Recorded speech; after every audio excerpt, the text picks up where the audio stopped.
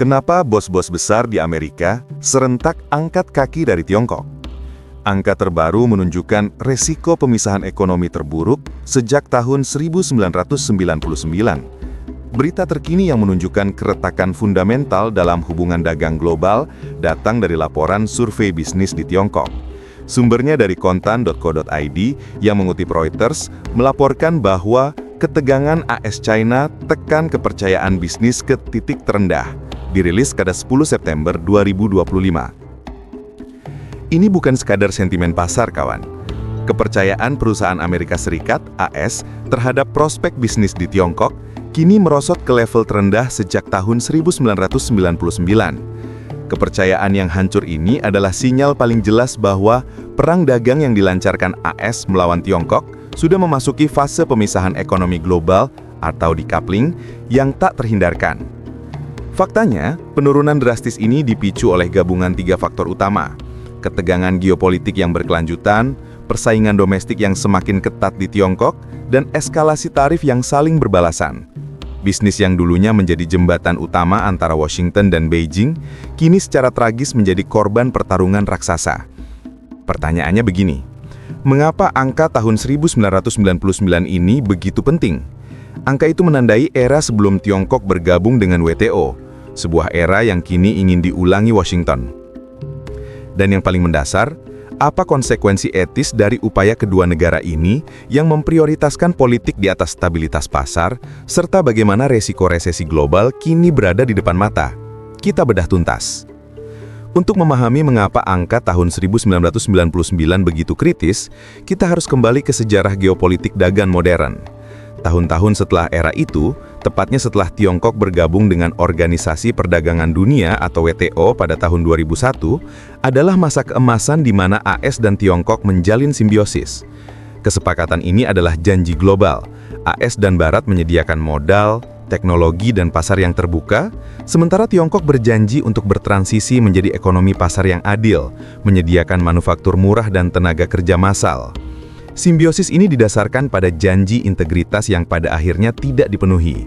Dunia menikmati harga barang yang murah dan inflasi yang rendah selama 2 dekade, tetapi harga yang dibayar adalah ketergantungan struktural terhadap satu rantai pasok.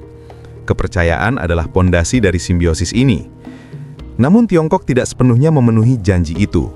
Sebaliknya, Tiongkok meluncurkan strategi yang sangat agresif, terutama melalui program Made in China 2025 yang bertujuan mendominasi 10 sektor teknologi kunci, termasuk chip dan kecerdasan buatan. Strategi ini menggunakan subsidi besar-besaran dari negara, transfer teknologi paksa dari perusahaan asing, dan persaingan domestik yang semakin ketat, membuat perusahaan asing tertekan dan terpinggirkan. Tiongkok tidak lagi menjadi pabrik dunia, tetapi ingin menjadi pusat inovasi dan desain menggantikan posisi AS. Kepercayaan adalah mata uang yang paling mahal, dan ketika Tiongkok memilih strategi yang meragukan integritas ini, mata uang itu pun lenyap dari mata investor, mencapai titik kritis di tahun 2025 ini. Laporan terbaru menunjukkan bahwa perusahaan AS merasa lingkungan regulasi di Tiongkok semakin tidak transparan dan tidak bersahabat. Kepercayaan yang hancur ini memaksa Tiongkok untuk membalas sanksi AS dengan persaingan domestik yang lebih keras dan regulasi yang diskriminatif terhadap perusahaan asing. Mereka menerapkan sanksi balik dengan menghentikan pembelian chip AS dan mempromosikan produk lokal. Ini adalah taktik pertahanan yang brutal, yang bertujuan untuk memaksa AS mengakui power ekonomi Beijing. Mereka ingin menunjukkan bahwa Beijing dapat menentukan sendiri regulasi bisnis di dalam wilayahnya, terlepas dari tekanan politik dari Washington. Inilah yang memicu krisis kepercayaan yang kini menjangkiti pasar. Krisis kepercayaan ini membawa implikasi finansial yang sangat berbahaya, bergerak dalam beberapa gelombang kerusakan yang saling terkait. Gelombang pertama adalah disrupsi rantai pasok global. Ketika perusahaan AS kehilangan kepercayaan, mereka mulai memindahkan pabrik dari Tiongkok. Relokasi, proses pemindahan ini mahal, memakan waktu, dan tidak efisien. Konsekuensinya rantai pasok global akan kacau. Kenaikan harga barang, kekurangan chip seperti yang terjadi di industri semikonduktor, dan disrupsi pada industri manufaktur adalah harga yang harus dibayar dunia. Tiongkok yang dulunya menjadi pabrik dunia kini terancam kehilangan status itu secara struktural, terutama ke negara-negara yang berdekatan seperti Vietnam, Meksiko, dan India, sebuah fenomena yang disebut nearshoring atau friendshoring. Kenapa bos-bos besar di Amerika serentak angkat kaki dari Tiongkok? Angka terbaru menunjukkan resiko pemisahan ekonomi terburuk sejak tahun 1999. Berita terkini yang menunjukkan keretakan fundamental dalam hubungan dagang global datang dari laporan survei bisnis di Tiongkok. Sumbernya dari kontan.co.id yang mengutip Reuters melaporkan bahwa ketegangan AS-China tekan kepercayaan bisnis ke titik terendah, dirilis pada 10 September 2025. Ini bukan sekadar sentimen pasar, kawan. Kepercayaan perusahaan Amerika Serikat, AS, terhadap prospek bisnis di Tiongkok kini merosot ke level terendah sejak tahun 1999. Kepercayaan yang hancur ini adalah sinyal paling jelas bahwa perang dagang yang dilancarkan AS melawan Tiongkok sudah memasuki fase pemisahan ekonomi global atau decoupling yang tak terhindarkan. Faktanya, penurunan drastis ini dipicu oleh gabungan 3 faktor utama: ketegangan geopolitik yang berkelanjutan, persaingan domestik yang semakin ketat di Tiongkok, dan eskalasi tarif yang saling berbalasan. Bisnis yang dulunya menjadi jembatan utama antara Washington dan Beijing, kini secara tragis menjadi korban pertarungan raksasa. Pertanyaannya begini, mengapa angka tahun 1999 ini begitu penting? Angka itu menandai era sebelum Tiongkok bergabung dengan WTO, sebuah era yang kini ingin diulangi Washington.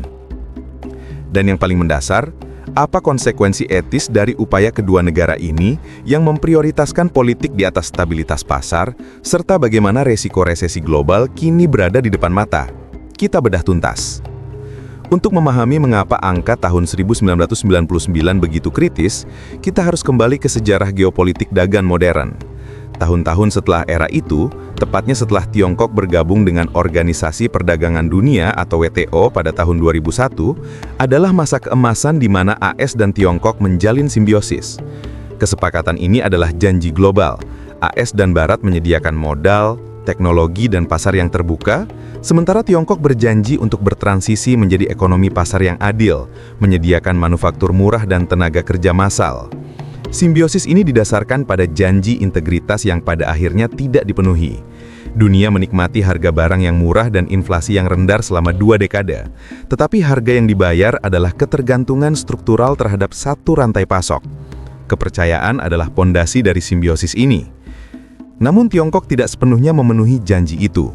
Sebaliknya, Tiongkok meluncurkan strategi yang sangat agresif, terutama melalui program Made in China 2025 yang bertujuan mendominasi 10 sektor teknologi kunci, termasuk chip dan kecerdasan buatan. Strategi ini menggunakan subsidi besar-besaran dari negara, transfer teknologi paksa dari perusahaan asing, dan persaingan domestik yang semakin ketat, membuat perusahaan asing tertekan dan terpinggirkan.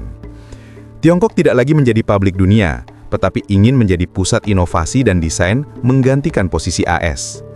Kepercayaan adalah mata uang yang paling mahal, dan ketika Tiongkok memilih strategi yang meragukan integritas ini, mata uang itu pun lenyap dari mata investor, mencapai titik kritis di tahun 2025 ini.